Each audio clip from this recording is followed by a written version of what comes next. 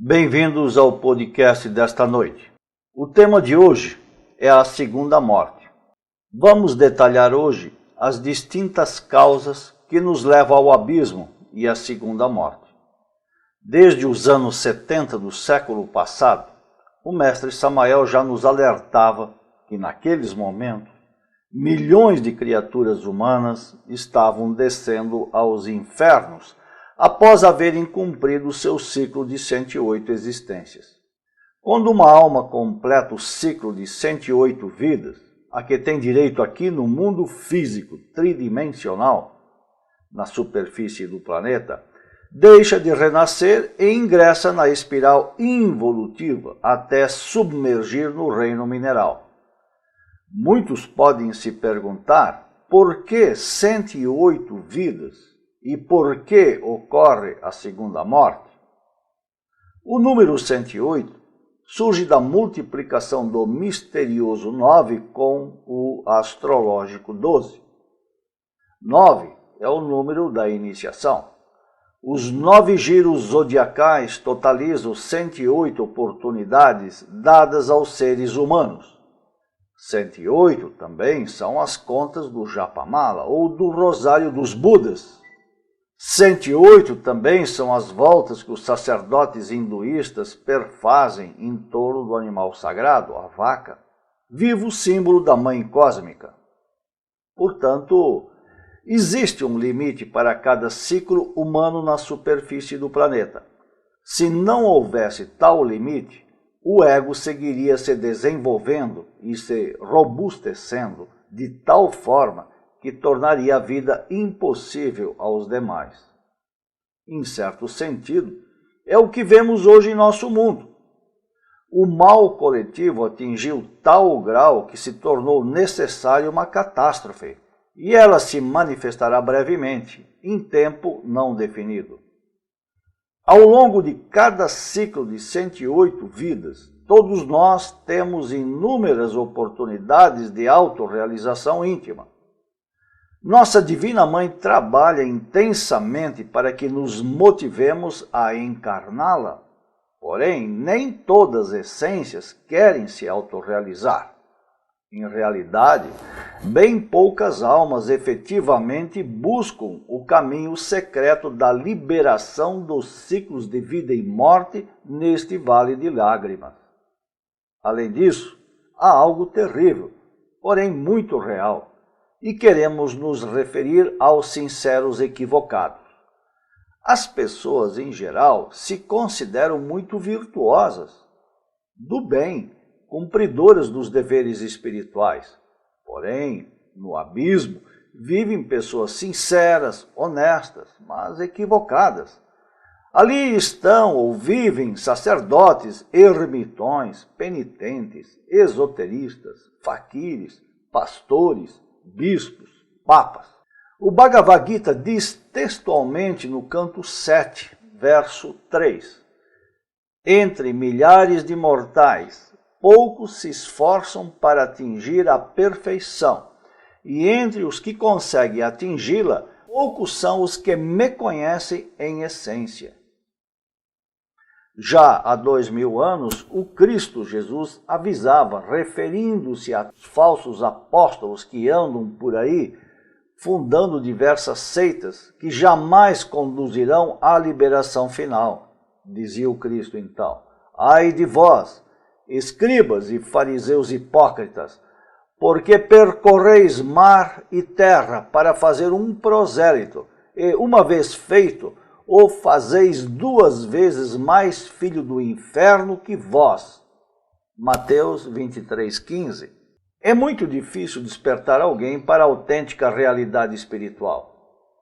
O mesmo Cristo dizia: mas ai de vós, escribas e fariseus hipócritas, porque cerrais o reino dos céus diante dos homens, pois não entrais vós, nem deixais entrar os que estão entrando. Ai de vós, escribas e fariseus hipócritas, porque devorais as casas das viúvas e, como pretexto, fazeis longas orações. Por isto recebereis maior condenação. Já o mestre Samael, no capítulo 4, do seu livro Sim a Inferno, Diabo e Karma, nos alerta. O grave, distintos amigos, nobres irmãos, respeitáveis damas, é que aqueles que estão perdidos, os equivocados sinceros, sempre pensam que estão indo muito bem. Como fazer para as pessoas compreenderem que vão de mal a pior? Como fazê-las entender que o caminho que conduz ao abismo está calçado de boas intenções? De que forma podemos demonstrar às pessoas de consciência adormecida que a seita a qual pertencem ou a escola tenebrosa a qual se filiaram há de conduzi-los ao abismo e à segunda morte?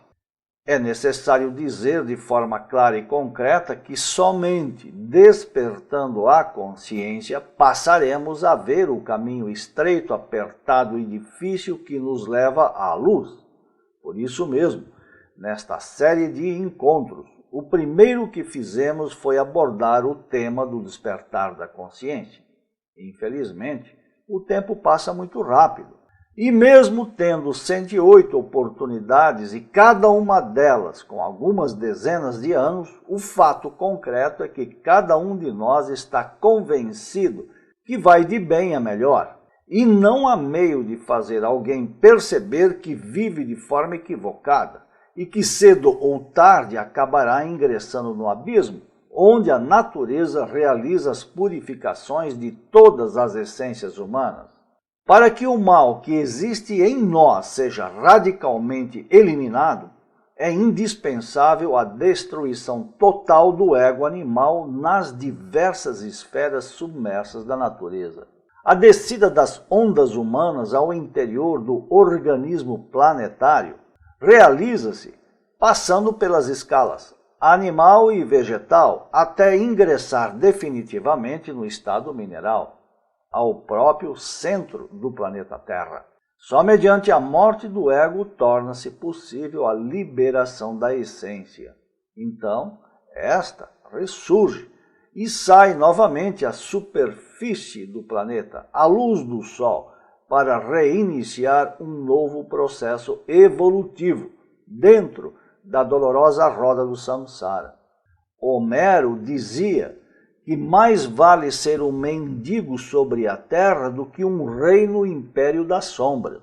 Portanto, a descida aos mundos tenebrosos é uma viagem para trás pela senda involutiva, um afundamento sempre crescente em densidade, obscuridade, rigidez e em inconcebível tédio de tempo.